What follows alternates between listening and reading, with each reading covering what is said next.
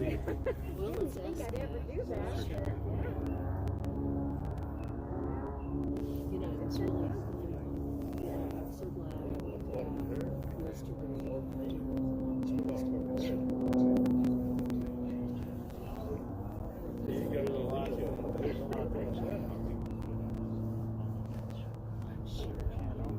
That's okay, just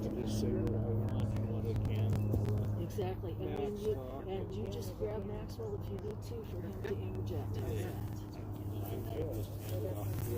And that's okay. You'll be ready once you You bet. I wrote down just a few bullet points. okay. And then click that red square. Okay, and then it'll come up with the other. Yeah. I turn the screen. I don't think so. I prefer to. That would not be your mom. Yep.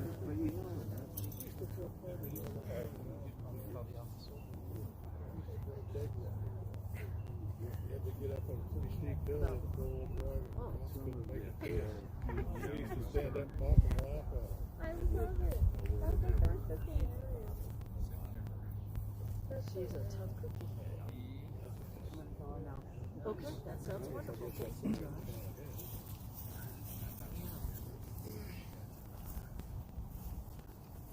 Hello everybody.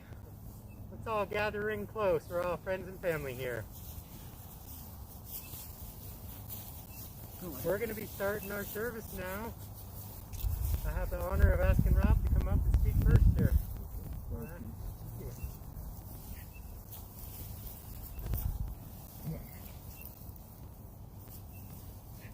Hello everybody. Thank you for coming.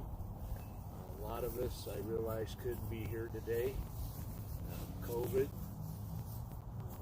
holiday, a lot of reasons, and we all understand that, and kind of in my heart and in my mind, I'll be back here this summer. I'll be camping up on Missionary, where I always go. When I come out, I'd like a lot of family, friends, gather. Have just wonderful, cheerful memories of my mom, Ruth Wielang.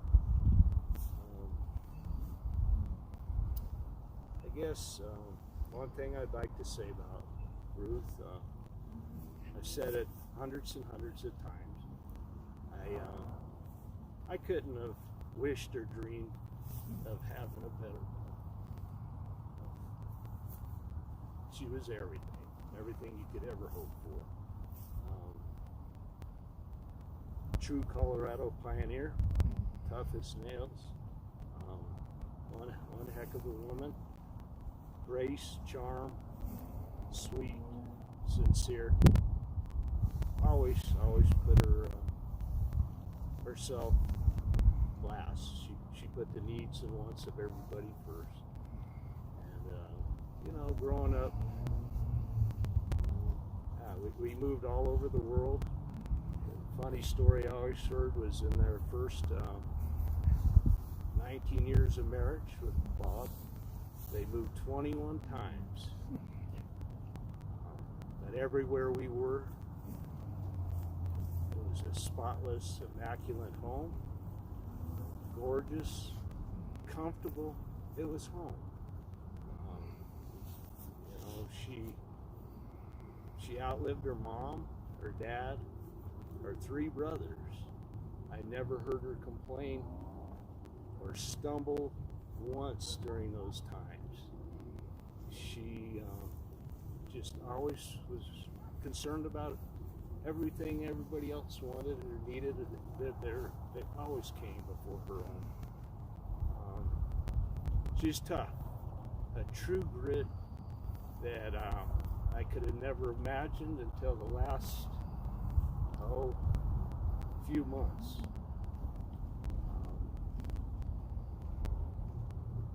In a hospital,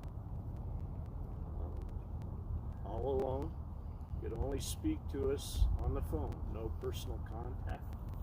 Still, not a word of complaint. She was worried about me, my sister, and our families. To the point I said, Mom, we're fine. we're concerned about you. We're worried about you. You know, how tough do you have to be able to do that? To where you're concerned with everybody else. She exemplified that through her whole life. She truly did. I have a million things I wanted to say, and I'm not going to be able to say them. I can't gather my thoughts. I'm a mess. I'm a wreck. I lost my dad. I lost my mom within the last 2 months. I couldn't have wished for better parents, better mom in a million years. I'm going to let it go, and I'll let Max talk, because I really can't gather my thoughts right now. Thank you again for being here. Thanks, man. I'm not nearly as tough as my grandma, so I'll probably be breaking down a few times, so bear with me. But I did take a few notes because I didn't wanted to highlight a few things. I spent, after graduating college, quite a few Sundays driving up to Black Hawk, gambling, driving back home, ordering a Papa John's and watching the Broncos. And that is a really great Sunday if you're a 22 to 30-year-old kid. It's really remarkable that was the time I spent with my grandma, and she enjoyed that as much, if not more, than I did. And that's just amazing. I got to go to Vegas a few times over the last 5 or 6 years, and honestly, some of my favorite parts would be calling her and telling her about my experiences. And I think that just speaks to something when you're a 25-year-old male on your bachelor party, like I was in January, that you're most excited to talk to your 89-year-old grandmother about your experience. It just kind of shows the bond that we had. We were very, very close. In my opinion, she embodied goodness, grace, and humility. My grandpa was very well known for talking about how family is everything, all of these values he would talk and talk and talk about. My grandma would always be the one quiet in the corner living them out her entire life. And probably didn't get the recognition she deserved for that, but she was always the rock, always the one who was just a role model in my life. One thing that she liked to say a lot that my mom likes to remind me of is, if you don't have anything nice to say, don't say anything at all. And I think about where we would be as a country and a society right now if we had more people like that right now. I mean, I spent the 30 years of my life with my grandmother, never once saying anything bad about me. And that is a gift you can't replace. I mean, I was just unconditionally loved through every one of her actions, and she never had an ill word to speak about anyone, ever. It was just astounding. As I said, she's my role model, and it's really hard when your role model dies. But it reminds you why life is so important and what she stood for. I think a lot of people could really easily see her as someone who maybe wasn't that self-confident or self-assured, and that was something I could connect with a lot, and it was really the exact opposite.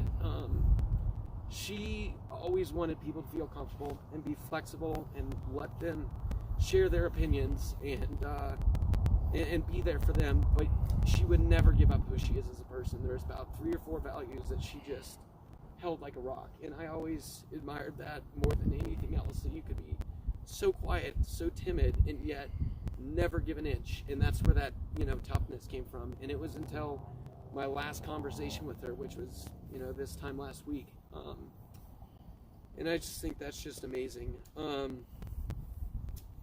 Another thing that really kind of struck me, had a big influence that she had in my life, is she wasn't ever really guided by religion or by something other people said on how you should act this way or how you should do this.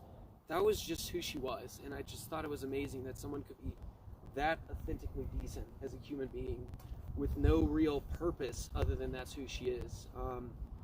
And that's something I've always wanted to carry with me, is that you can be a great human being and not have it because people told you to do so or not, just by being who you are. And that always rings true. I wanted to end on a story that, I think it's even more telling that my mom didn't even know this until I told her when I was in the room with her last week, is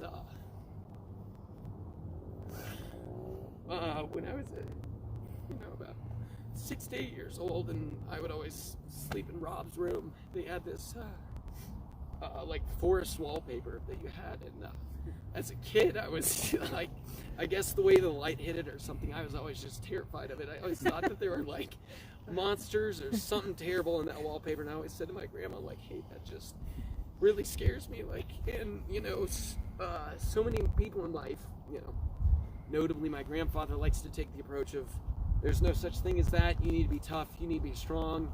Don't worry about it. My grandma, rather than saying anything like that, respected how I felt. And without me knowing, painted over some of the areas that I found particularly troublesome for some reason or another. And I just thought that's how you go about life, is if someone's having a problem, you recognize that. You don't realize it's silly or childish. You recognize that that's how they're feeling. You make them feel heard, and then you help in any way. And that, was my grandma to the T. So, I guess the last thing I'd want to say to her, as she would always say, is just thanks a million. We'll obviously all miss her dearly, and she has just had a unbelievably profound impact on my life and on everyone else's, and I just can't give it up. So, actually, sorry, Mom, before I forget, I did just want to say and thank Rob. One of the greatest gifts of my life was to get to be in the room with her, holding her hand as she passed away, and that was a promise I always made to her, is I would be there until the very end, and I really appreciate you giving me that opportunity. Thank you for being there. Yeah, it just meant the world. So, Grandma, we'll miss you more than you'll ever know, but I'm gonna just try to carry on her values and who she was as a person every day of my life as a way to remember her. Thanks, really appreciate it.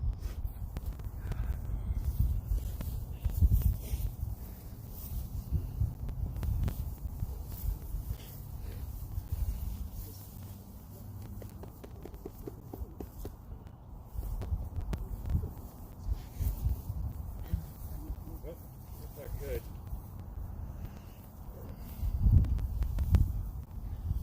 I'd like to talk to Grandma.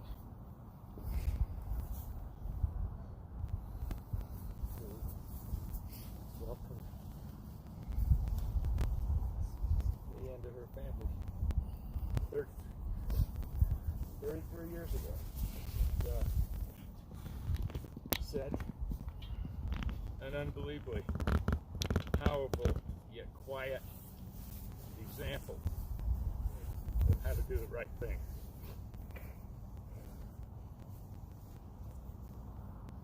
She was always there for us, always, and had strong opinions that seldom changed, and really set quite an example to me, and how to raise a family, how to take care of animals, how to do the right thing. And I'm really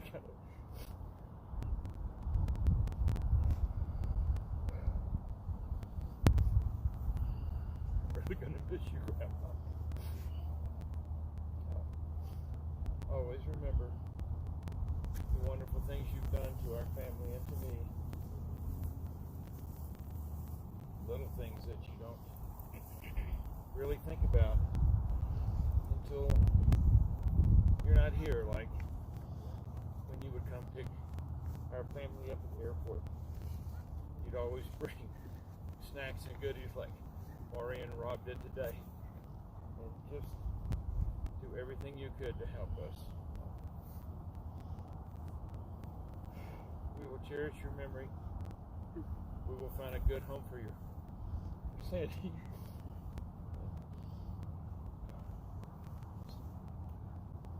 Thank you for being you.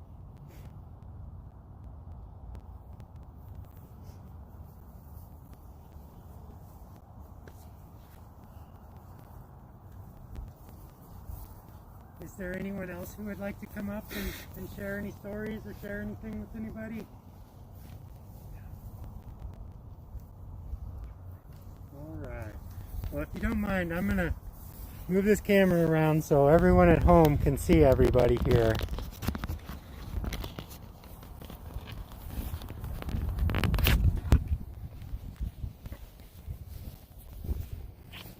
All right.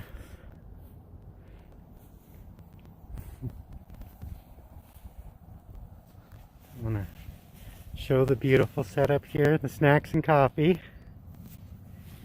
I'm gonna